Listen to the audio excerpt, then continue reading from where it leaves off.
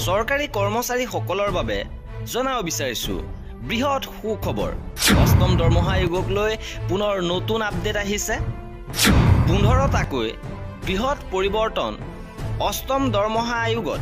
এবাৰ অষ্টম দৰমহা আয়োগত 15টাকৈ বৃহৎ পৰিৱৰ্তন। 5 বছৰত বৃদ্ধি পাব দৰমহা, লগতে 3টাকৈ ন্যূনতম পদোন্নতি হ'ব। আৰু কি পৰিৱৰ্তন আহিছে সবিশেষ আপোনালোকক জনাব বিচাৰিছো। ভিডিঅ'টো প্ৰথমৰ পৰা শেষলৈকে চাই থাকিব। অষ্টম দৰমহা আয়োগত চৰকাৰৰ কৰ্মচাৰীসকলে বৃহৎ ধনৰাশিৰ সৈতে 15টাকৈ বিশেষ সুবিধা লাভ কৰিব। বহু প্ৰত্যাশাৰ অন্তত কেন্দ্ৰীয় চৰকাৰৰ কৰ্মচাৰীসকলৰ বাবে আহিবলৈ গৈ আছে সুখবৰ।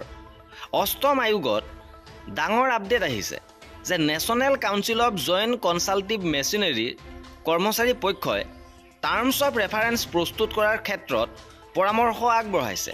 জানিব পৰা গৈছে যে NCJCM হৈছে চৰকাৰী কৰ্মচাৰীৰ মাজত বিশেষকৈ চৰকাৰী কৰ্মচাৰীৰ কল্যাণমূলক গোচৰত মত বিনিময় কৰা এক মঞ্চ।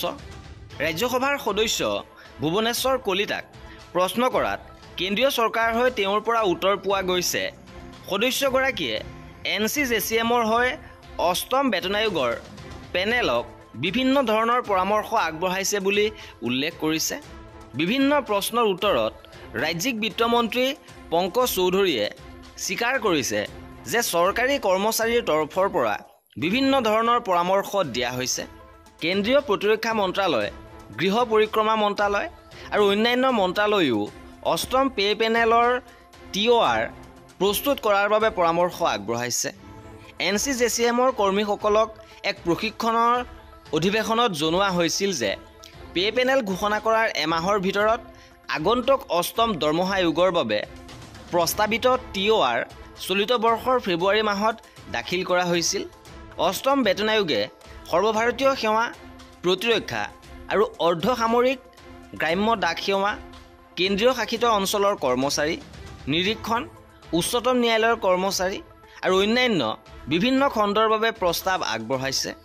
এই পৰামৰ্শত NCJCM 2019 নিয়ম 1957ত শ্ৰম মন্ত্ৰালয়ে পৰামৰ্শ দিয়াৰ দৰে 2026 চনৰ 1 জানুৱাৰীৰ পৰা সকলো কৰ্মচাৰীৰ দৰমহাৰ স্কেলৰ বিস্তৃত পুনৰীক্ষণ অন্তৰ্ভুক্ত কৰা হৈছে, যাতে কৰ্মচাৰীসকলে সুৰক্ষিত জীৱন নিশ্চিত কৰিব পাৰে।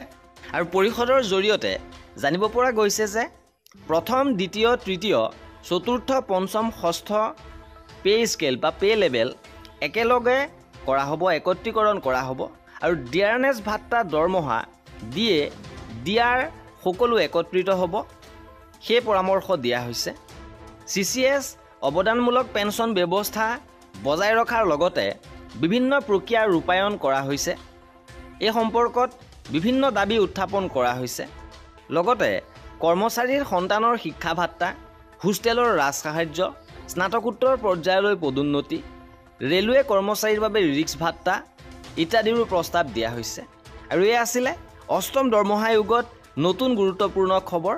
কৰ্মচাৰী আৰু পেঞ্চনাৰৰ সকলো খবৰ পাই থাকিবৰ বাবে আমাৰ চেনেলটো ছাবস্ক্ৰাইব কৰি ৰাখিব। ভিডিঅ'টো শেষৰলৈকে চোৱাৰ বাবে বহুত ধন্যবাদ।